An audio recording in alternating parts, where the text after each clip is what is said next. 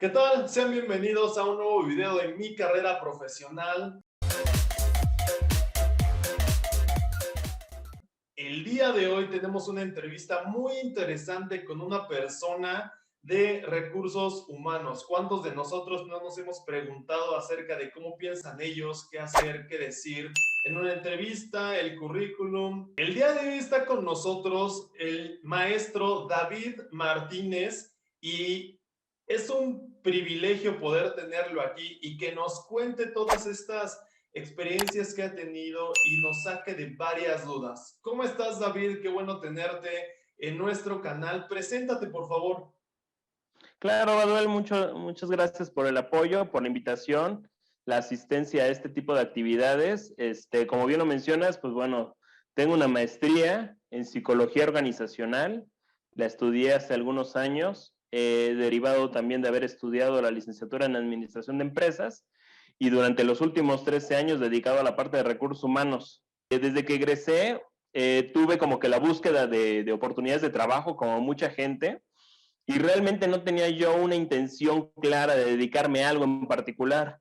Las circunstancias se abrieron hacia el área de recursos humanos, comencé como practicante de recursos humanos y de ahí fue como estuve creciendo dentro de las compañías.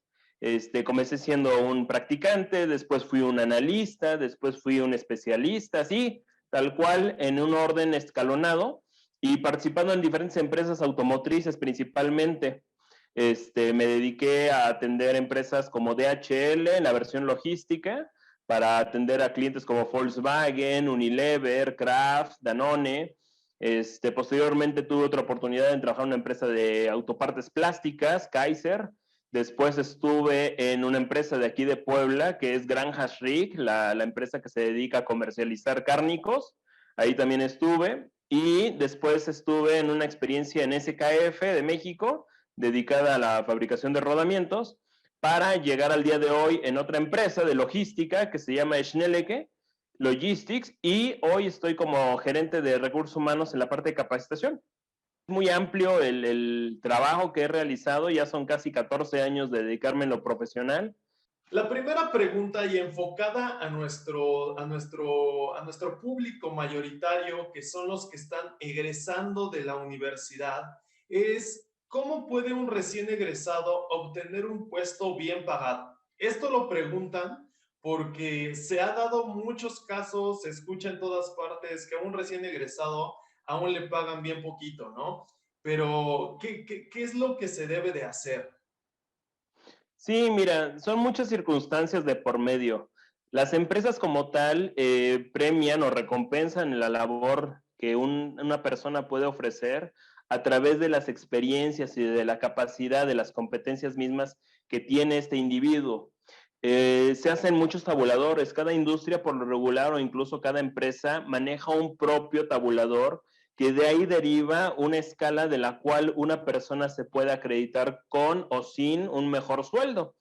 Para los egresados, la aspiración es tal cual. Yo, de hecho, cuando egresé, y así te lo digo, apliqué a un puesto de gerencia, imagínate. Para estas alturas, hoy me da risa pensarlo, pero en el momento era la visión y la aspiración. Yo ya había estudiado lo suficiente, me sentía capaz, y cuando vi disponible una gerencia dije, claro, porque soy un licenciado en administración de empresas, tengo los conocimientos para administrar empresas, entonces pues una gerencia es como lo que yo aspiro. Pero la falta de experiencia, la falta de elementos que en el día a día trabajando puedes adquirir, pues es todo lo que te falta. Esa carencia es la que al final necesita un estudiante o un egresado demostrar. Hoy en día las empresas lo que reconocen mucho es tener egresados, pero que hayan tenido otras experiencias laborales. En Facebook y en otras redes sociales se hace la burla de que sí tengas más de 10 años de experiencia y manejes 3, 4 idiomas y hayas ganado hasta la medalla olímpica. A lo mejor no es a ese nivel, pero cuando un estudiante que recientemente egresó me dice que ha hecho un servicio social en una empresa y que hizo prácticas profesionales en otra, aunque sean 6, 8, 10, 12 meses, ya es una diferencia versus el que nunca lo hizo, porque de por medio ya está ese calorcito del trabajo en el cual no es nada nuevo realmente, y eso es lo que una empresa valora. ¿Cuánto es realmente lo que puede uno ganar? Hoy el mercado te ofrece prácticas profesionales de 2,000, 4,000 pesos, que es como la base, 6,000 pesos algunas buenas empresas. Para un egresado profesionalmente ya buscando una posición, el promedio oscila entre los 6,000 pesos y en los 12, 14,000 pesos. Seas de la carrera que seas muchas veces. Un primer empleo, ese es el rango en el cual puedes adquirir a tus 22, 23 años un primer sueldo. Quisieras adquirir más, 20,000 pesos, 25,000 pesos, se va a complementar de otras competencias, el idioma, el manejo de algunas herramientas, el manejo de paquetería electrónica, software, etcétera.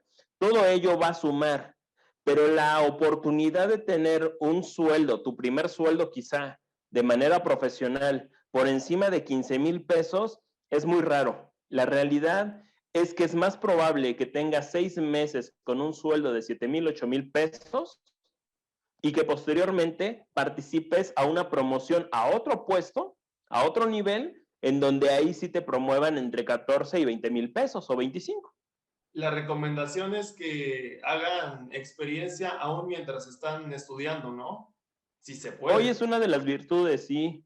Sí, sí, el estudiante tiene la oportunidad de sí seguir estudios, pero en los momentos de la mañana o de la tarde, ir a hacer prácticas, estar presente en algún taller, en alguna industria, oficina, cualquiera que sea de su ramo, pero que le empiece a dar oportunidad, va a ser muy favorable.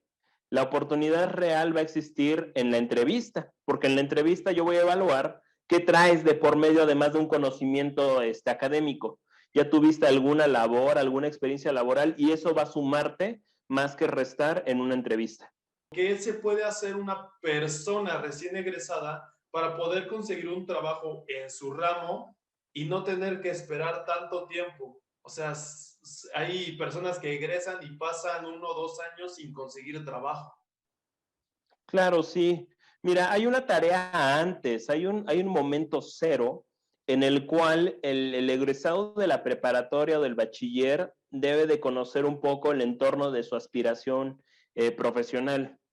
Si esta etapa, ya conociendo cómo son las condiciones, cómo es el mercado, cómo es la zona en donde vas a vivir o donde quieres radicar, y tu profesión tiene una oportunidad, de eso ya se abre un abanico de opciones. Pero hay carreras que son por naturaleza muy complejas. Hay carreras de alta demanda y que hoy tienen mucho, una experiencia pasada incluso de nuestros padres o incluso hasta abuelos. Hay carreras tradicionales, la medicina, la abogacía, la parte de arquitectura.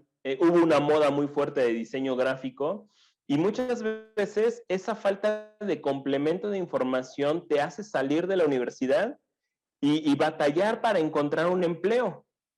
Si al final ya tomaste una carrera y lo que hoy te apura como egresado es encontrar un empleo, es realmente localizar las empresas que se enfocan o que demandan tu profesión. Por ejemplo, si estamos en una región de Puebla, Querétaro, Hermosillo, la parte de Baja California, en donde a lo mejor es el sector automotriz, las ingenierías, principalmente las que se abocan al tema de transformación, son las que van a tener una mayor demanda, ¿ok?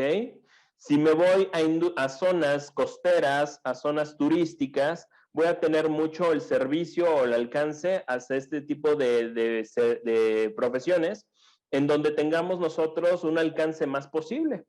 En la región de Puebla, por ejemplo, una de las carreras que puede ser más complicada pueden ser estas del alcance turístico. El alcance turístico en la región no tiene tanta explotación como lo tendrían las penínsulas o algunas costas del país. Si de por medio está el idioma que no te gusta o que te cuesta trabajo, es otro factor en contra para encontrar un empleo. En la región debes de conocer que es automotriz, que es textilera, que es de transformación, que algunas zonas son agropecuarias y esos elementos van a conducirte a la posibilidad de tener un empleo. Ante la adversidad, sin embargo, siempre hay nichos de oportunidad en las regiones como Puebla en este caso. Si yo estudié, por ejemplo, una carrera de ingeniería electrónica, no eléctrica, ingeniería en electrónica, que son diferentes, Sí, claro. debo de entender que a lo mejor empresas como Samsung, como Sony, este tipo de compañías que para el egresado como que son la aspiración, pues a lo mejor al no tener el alcance inmediato de estas empresas, sí hay que conocer a sus proveedores. El proveedor es al final una de las fuentes de ingreso a la oferta de trabajo más grande. Volkswagen, por ejemplo. Volkswagen abarca aproximadamente 20,000 trabajadores para Volkswagen, ¿sí? Pero afuera trabajan 20,000 personas que somos proveedores para este cliente de Volkswagen. La otra parte, el otro 50% de una población. Para ti que eres egresado, una de las oportunidades es reconocer esta industria. ¿Quiénes son estos proveedores que dan el beneficio a un cliente que a ti te ha llamado la atención? Ahora que ya contestamos esas partes de la preparación y todo esto, pasamos a una parte que es la entrevista, ¿no? Cuando uno se presenta ante la primera entrevista, que normalmente es con el reclutador.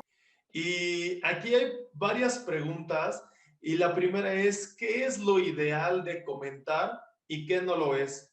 Porque a veces nos ponemos nerviosos, ¿no? Y no sabemos si contar de nuestra familia o contar de nuestros hobbies o qué debemos de decir, qué no, qué se van a dar cuenta que estoy mal o algo así, ¿no? Antes que nada, de lo que debes de considerar en una entrevista es tener la conciencia de que estás platicando con otra persona, que no es una empresa, que es una persona. Si tú ya vas con un pensamiento complejo hacia qué me va a preguntar el reclutador, lo diré bien, estoy preparada, me estoy vistiendo adecuadamente para la entrevista. Si tú llevas estos estereotipos, lo que estás haciendo es generar mayor estrés a tu proceso. Sin embargo, si eres consciente de que es una charla de 30 minutos, 40 minutos con una persona que lo que hace es hacer su trabajo buscando un talento para su compañía, el nivel de presión cambia y te abres. ¿Cómo saber si es bueno o malo lo que voy a contestar? Fíjate que este tema es muy particular porque va a depender de quién crees, del reclutador específicamente, no de la compañía, no de la empresa, sino de la única persona que está haciendo la evaluación de competencias de un individuo. Esto quiere decir que esta sola persona tiene la oportunidad de evaluarte como lo podría tener cualquier otra. Por lo tanto, cada entrevista que tengas siempre va a ser diferente. Así como cuando platicas con un amigo y hablas de fútbol y hablas con otro amigo que no le gusta el fútbol, pero le gusta el básquetbol y es diferente cada ocasión, así es la entrevista. No te desgastes en preocuparte qué elementos te va a preguntar. Concéntrate a estar despejado y atender cualquier tipo de pregunta que te hagan con la más clara naturalidad, con la más amplia confianza y con la libertad de ser quien tú eres. Ese es el mejor ingrediente que vas a tener en una entrevista, procurando el respeto, la comunicación clara, la atención de tiempos y la promoción de tus virtudes. Háblanos un poco acerca de las soft skills. Mucha gente no conoce de esto y es algo que se busca, ¿no? Es algo que uno como responsable de reclutamiento lo ve, ¿o no? Es correcto. Las soft skills, que son esas competencias blandas en el lenguaje común, son aquellas habilidades que no tienen que ver con el desarrollo de algún conocimiento técnico. Por ejemplo, todas aquellas herramientas como lo puede ser el manejo de AutoCAD, el manejo de paquetería de Office, el conocimiento o dominio de alguna norma, alguna ley, estas son hard skills. Las soft skills van a ser aquellas como liderazgo, comunicación, asertividad, empatía, toma de decisión. Estas competencias blandas son habilidades que durante el proceso de entrevista se van a dar a conocer, se van a exponer. Un entrevistado debe de ser consciente que desde el momento que incluso llega a la caseta de vigilancia, ya puede estar siendo evaluado para la entrevista. Desde cómo saluda al vigilante, cómo atiende a las necesidades. Oiga, señor, le agradezco pueda darme su identificación coloque su nombre correctamente. Todas esas reglas, algunas empresas desde ahí ya evalúan a través de un circuito cerrado, a través de una retroalimentación del propio vigilante. Imagínate a qué nivel de alcance puede estar el proceso. Y desde ahí, tus soft skills ya están siendo evaluadas. Hay incluso procesos, algunos procesos muy particulares, en donde el dejarte esperar en una sala de espera, valga la redundancia, es parte del proceso. Ver cómo te comportas, cómo toleras, cómo atiendes a los servicios que te ofrecen. ¿Quieres agua? ¿Quieres prender el clima? ¿Quieres ir al baño? Todos esos temas a veces son parte de todo un complot del proceso de reclutamiento para poder evaluar si eres o no una persona prudente, atenta, con capacidad de tolerancia, con respeto, todos esos elementos. Cuando ya estás en el proceso de la entrevista, el reclutador lo que hace es llevar un proceso normal, como lo llevaría con cualquier otra persona. Sin embargo, cada individuo va a ser diferente. Desde, platícame una anécdota en la que tú hayas hecho esto, y todo lo que tú estés platicando de por medio ya me está describiendo tus soft skills verdaderos. La otra parte con las que los voy a empatar es la psicometría. Podrás ser incluso un muy buen actor, pero la psicometría difícilmente la vas a engañar. Entonces, cuando yo tengo una evaluación de observación más una evaluación de datos duros, cruzo y ahí tengo un resultado. El trabajo en equipo y hoy con tanta comunicación con la gente, entre mejor te lleves y mejor administres tus emociones, mejor candidato serás. Cuéntanos algo, ¿hay como un mito o tal vez creencia en el que uno piensa desde que me presento puede ser que ya me vean y digan, este no es candidato, este no es opción? ¿Sí se da esos casos? Sí, sí se da. Fíjate que es más una situación de feeling, poder tener como la capacidad de observar a una persona, leerla, y desde que va llegando, se va acercando, tú puedes como reclutador experto tener esa percepción de que no, no es mi gallo, no es mi candidato. Tú como reclutador tienes el respeto, la atención de poder atender a la persona de manera correcta, ¿sí? Ya la citaste y no vas a descartar por un prejuicio lo que probablemente dentro de toda su experiencia sí existe. Un buen reclutador va a tener esa asimilación del individuo, pero no por ello tiene que descartarlo.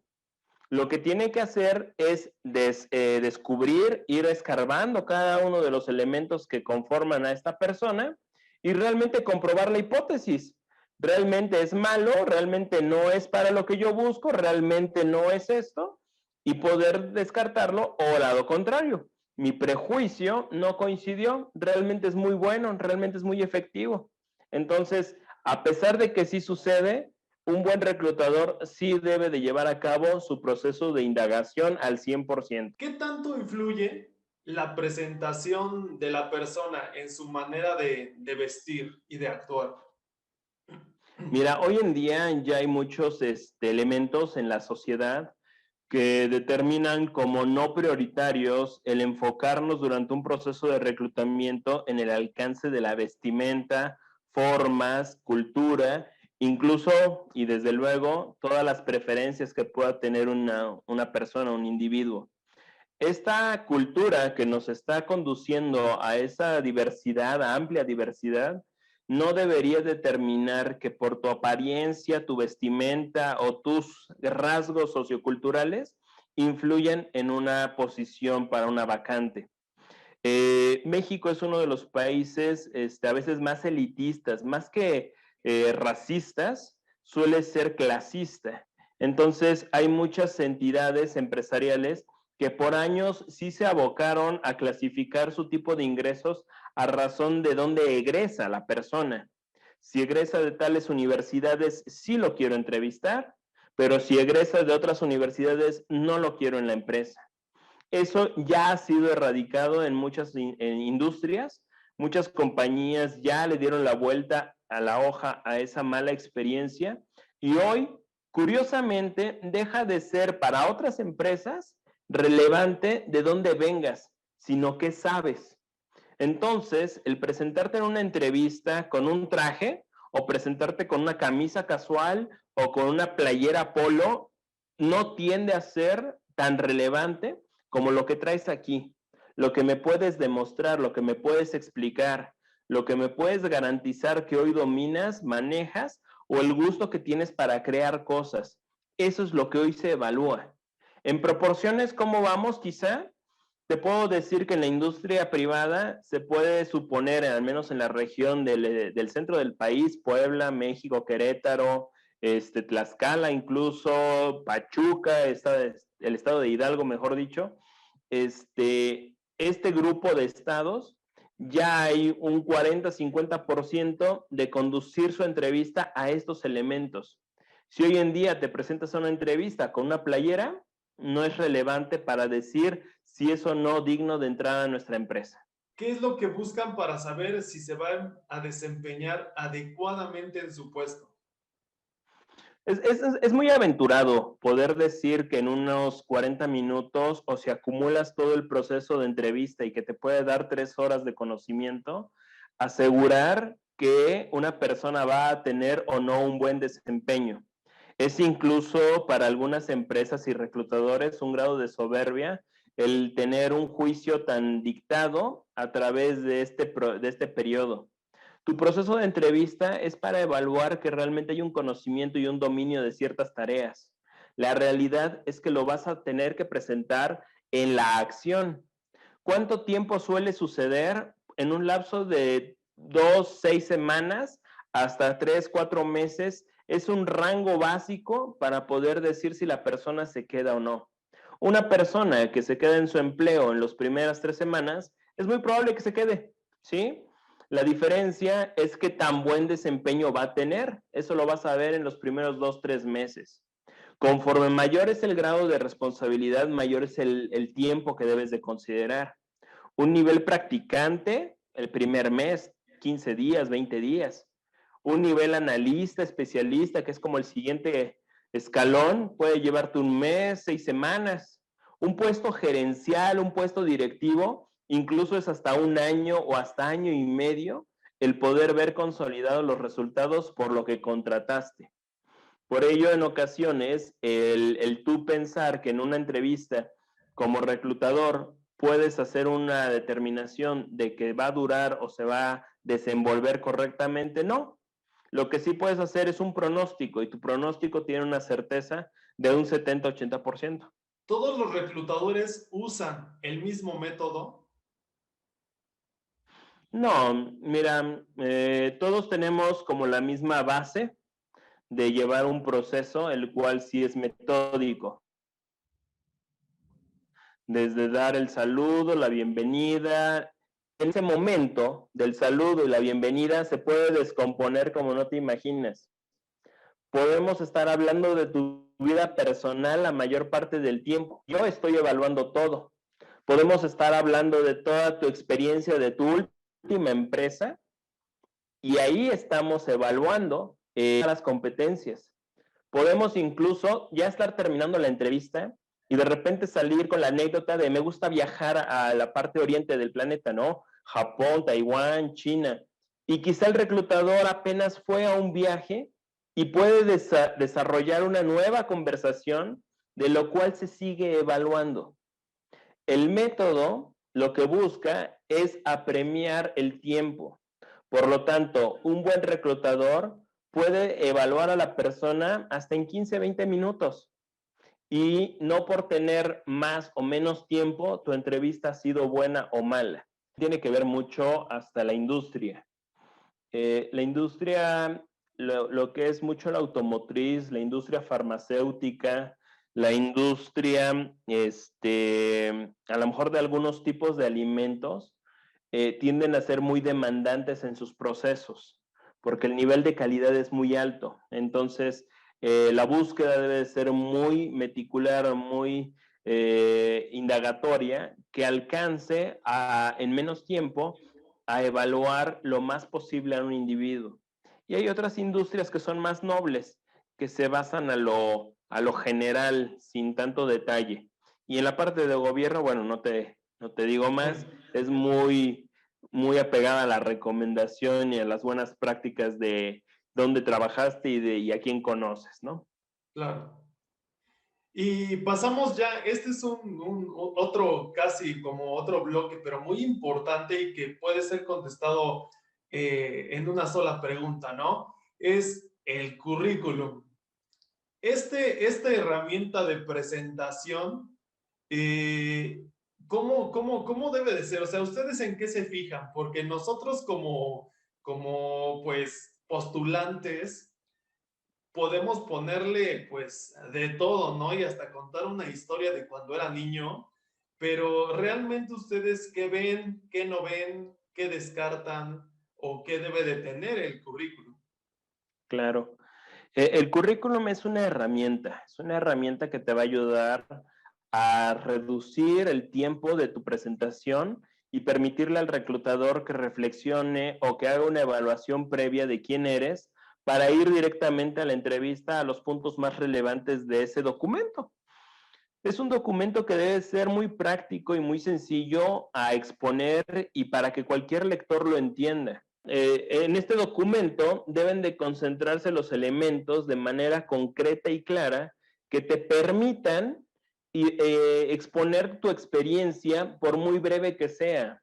Si estuviste únicamente apegado a la educación y no tuviste otro empleo, el hecho de haber participado en ferias, en conferencias, en certificados, en talleres, en congresos, va a permitirte hablar de algunas competencias y virtudes. Esas competencias y virtudes, por muy concretas que puedan parecerte, son relevantes en este documento. Si ya tienes una trayectoria, lo importante es ser concreto y claro. ¿Qué hice, cómo lo hice y qué gané con lo que hice? ¿Sí? Un ejemplo es poder hablar de un puesto administrativo y decir que te dedicas a la facturación, que una de tus funciones es la facturación. Pero esa función de facturación para el puesto responsable de facturas es algo como muy natural de entender, casi obvio. Lo que puedes vender es el hecho de analizar y evaluar las desviaciones generadas en los cortes mensuales a través de la facturación. Ese lenguaje, ese enunciado, te va a enriquecer más y te va a potencializar lo que en la versión corta habrías dicho, responsable de facturación. ¿Sí? Es también, por ejemplo, hablar de un cajero y decir que una de sus funciones es contar dinero. Lo que puede darte un mayor valor es poder explicar que eres especialista en el análisis de las monedas y la percepción de lo que es falso contra el conteo ágil en un proceso de servicio al cliente. Este tipo de detalle, este desglose, este desarmar incluso de esta habilidad, permite al reclutador ver más allá de lo natural, de lo obvio. En esta oportunidad, tú como reclutador, perdón, tienes que ser más claro, porque yo como reclutador voy a hacer esa lectura. En el CV me voy a concentrar en los principales elementos que son que coincida el puesto que me estás presentando, que esa profesión que tú tienes o esa trayectoria que manejas, con el puesto que yo estoy solicitando. Que adviertas habilidades que son conocidas como competencias y que coincidan también con lo que yo busco. Que tu trayectoria estudiantil, académica o de recién egreso en alguna otra compañía a través de prácticas o servicio tenga afinidad. Eso me va a permitir conducir hacia una vocación. Que tengas tú la claridad de explicar y que des prioridad a la información que quieres venderme. Un CV donde me hablas de que estudiaste en Caracolitos tu kinder, no es realmente ya relevante. Y sin embargo, no sabes la cantidad de personas que consideran todavía poner su primaria, su secundaria, su preparatoria en un nivel profesional cuando eso ya no es relevante en la búsqueda. Claro. Un último detalle que debes de considerar en el currículum es que debe de ser tan claro que permita al reclutador no hacer preguntas para aclarar el contenido del documento, sino que tenga la oportunidad de ser simple de entender para que todo el tiempo que se va a invertir en la entrevista esté concentrado a mi experiencia, a mis pasiones, a mis gustos y a mi trayectoria. Y no estar aclarando, es que eso fue un año antes, bueno, es que esa parte pues yo no la realizaba realmente, porque entonces estás invirtiendo un tiempo en solucionar dudas y no a vender tu carrera profesional. Súper, súper bien. Eso es muy, muy interesante. Dinos algo en lo que no se fijan en el CV. Porque por ahí hay unas partes en las que dicen tu perfil, tu objetivo profesional. Todas esas cosas sí las leen. Sí, va a variar también, va a ir de la mano con la personalidad del reclutador. Hay estilos de reclutadores que son más filosóficos y les gusta saber qué piensa el individuo y ven mucho la parte de la misión o el perfil o la visión de la persona, ¿no? Así de que yo me veo en una empresa trabajando. Bueno, hay gente que le gusta leerlo. La fotografía es una de las variables que hoy también está entrando con esta cultura que platicábamos respecto a la inclusión. Muchas empresas ya optan por no fijarse o tener consideración de la fotografía. Sin embargo, en Latinoamérica y particularmente en México, el ver la fotografía no es tanto por el juicio de la persona, de que si es alto, blanco, si es moreno, si es mujer, no va tanto por eso, sino por esta característica que tenemos los mexicanos de querer sentir esa conexión con otra persona, de saber que esa hoja tiene un dueño y quiero saber cómo es el dueño, para generar una empatía. ¿Ok? Eso es por lo que hoy en día México y algunas regiones en Latinoamérica suelen aún considerar la fotografía, situación que incluso hasta está prohibida en otros países. En Estados Unidos, en Inglaterra, en Alemania, ya no son requeridos CVs con fotografía. Hablan de una discriminación o una apertura a la discriminación. Sus razones locales tienen. Claro. ¿Qué no me fijo en un CV? No suelo fijarme en la parte de los congresos o cursos que no estén conectados hacia la vacante que yo quiero. Muchos estudiantes colocan que participaron en el quinto congreso de, sexto simposium de, primer taller o feria de. Estos eventos son para una trayectoria de currículum académico la mayoría de las veces, pero en la realidad esos eventos a los que hayas ido no tienen realmente un peso hacia el puesto. ¿Qué sí va a tener un peso?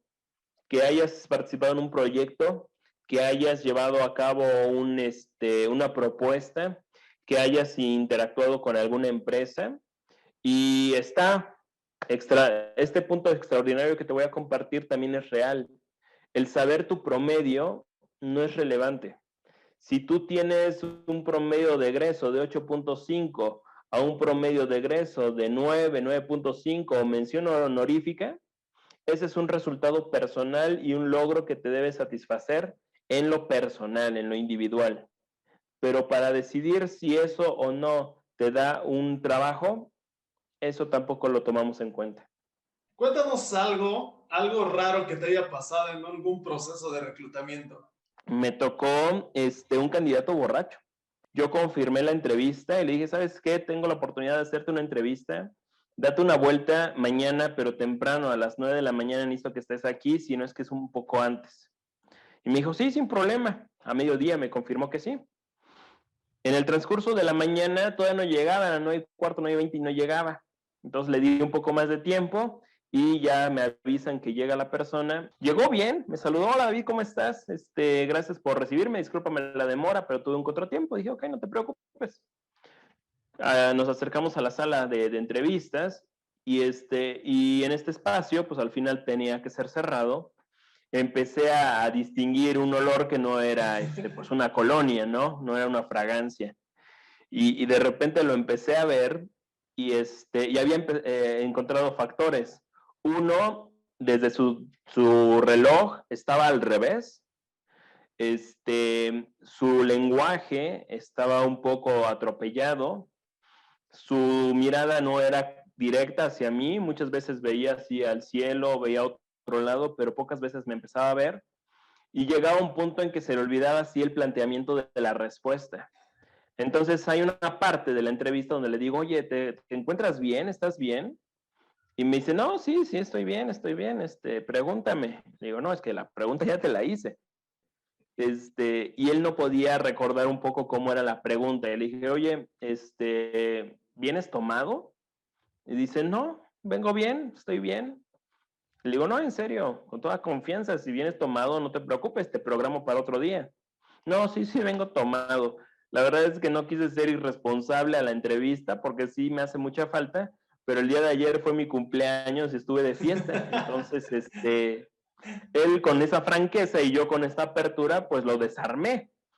Para mí no era funcional seguir invirtiendo tiempo en una condición así, que de plano para mí era más cómodo decirle, ¿sabes qué? Hoy es viernes, ¿sabes qué? Te veo el lunes, recupérate y platicamos. La persona vivió su proceso, no fue su selección por otros elementos, pero tampoco se perdió la oportunidad de esa entrevista ya en serio, la cual agradeció.